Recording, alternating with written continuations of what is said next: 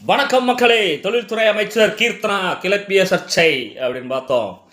நேற்றுல இருந்து அதான் ஓடிட்டு இருக்கு. எதிர்க்கட்சி தரப்புல இருந்து பயங்கரமான கண்டனங்கள்லாம் வந்துகிட்டு இருக்கு. இது மேட்ரு என்னன்னு பார்த்தீங்க அப்படின்னா, இப்போ ஒன்றுமே இல்லாதவன், அதாவது ஒரு ஏழையாக இருக்கிறோம் இல்லையா, ஏழைன்றதை விட என்ன சொல்கிறது, ஒன்றுமே இல்லாதவன்ட்ட திடீர்னு ஒரு 10 லட்ச ரூபாய் கொண்டு போய் கொடுத்தா எப்படி இருக்கும்?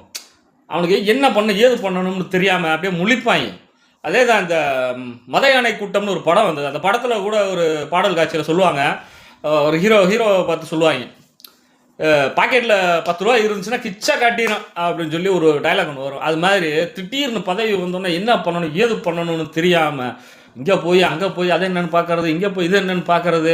இது அண்ணன் திருச்செந்தூரில் ஆரம்பிச்சாப்புல ரமேஷ், அதாவது மாறுவேடத்தில் போய் சாமியை பார்க்கறதுக்கு லஞ்சம் கொடுத்தாங்கன்னு சொல்லி பிடிச்சார் இல்லையா, அங்கே ஆரம்பிச்சது.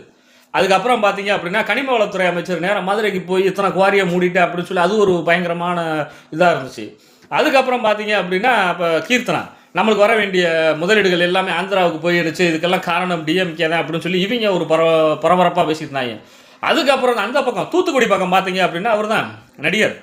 அவர் பார்த்தீங்க அப்படின்னா அவர் போய் தூத்துக்குடியில் போய் மீன்வளத்துறை அமைச்சர் அவர் அங்கே போய் ஆய்வு பண்ணுறேன்னு சொல்லி அப்படி இப்படின்னு பண்ணி கடைசியாக டே இது உங்கள் தொகுதியே இல்லையா, இந்த தொகுதியில் வந்து என்னடா பண்ணிக்கிட்டு இருக்கீங்க அப்படின்னு கேட்குற அளவுக்கு ஆராய்ச்சி பண்ணியிருக்கிறாங்க. ஸோ அந்த மாதிரி தான் இருக்குது. இதில் எதிர்க்கட்சி தலைவர் என்ன சொல்லியிருக்காங்க அப்படின்னு பார்த்தீங்க அப்படின்னா, இப்போ கீர்த்தனா தொழில்துறை அமைச்சர் செய்தது வந்து இப்போ ஒரு பள்ளியில் போய் ஒரு மாணவிட்ட கேள்வி கேட்குறாங்க. ஸோ கேள்வி கேட்க போகும்போது நான் சிம்பிளாக ஒரு கேள்வி தான் கேட்டேன், உங்கள் அப்பா என்ன பண்ணுறாரு, உங்கள் அப்பா பேர் என்னன்னு கேட்டேன், அதுவே இந்த பொண்ணுக்கு சொல்ல வரல. ஸோ இது எப்படி இருக்குது, நானும் ஒரு அரசு பள்ளியில் தான் படித்தேன் அப்படின்னு சொல்லி பயங்கரமாக பேசினாங்க. உணர்ச்சி பூர்வமாக இருந்தது. ரைட்டு, ஒரு பள்ளிக்குள்ளே போகும்போது கேமராவோட எதுக்கு ஷூட் பண்ண போகணும் அப்படின்றது நம்மளுக்கு தெரியல. இப்போ இவங்க நாடகம்லாம் எப்படி இருக்குது தெரியுங்களா, எங்கே போனாலும் கேமராவை கூப்பிட்டு போயிடுறாங்க. எங்கே போனாலும் எது நடந்தாலும் கேமராவில் ஷூட்டு. நல்லா இருக்கா, இதை போடலாமா, போடுங்க, இல்லை வேணாம் இது வந்து நம்மளுக்கு டம்மியாக இருக்குது அப்படின்னு சொன்னால் போட வேணாம் அப்படின்ற மைண்ட் செட்டில் போயிட்டு இருக்கு. பாவம் அந்த ஒரு சின்ன பொண்ணு யாராக இருந்தாலும் அந்த வயசில் இருக்கிறவங்களுக்கு வந்து அவ்வளோ இது வராது. ஒரு மினிஸ்டர்ன்றீங்க, நீங்கள் போயிட்டு திடீர்னு ஒரு கேள்வி கேட்க உங்களுக்கு பதட்டம் தான் வரும். அது ரெண்டாவது, நீங்கள் தமிழ்னு சொல்லிட்டு அவங்க போய் ஏன் இங்கிலீஷில் கேள்வி கேட்டீங்க, நீங்கள் இங்கிலீஷில் கேள்வி கேட்டதே தவறு.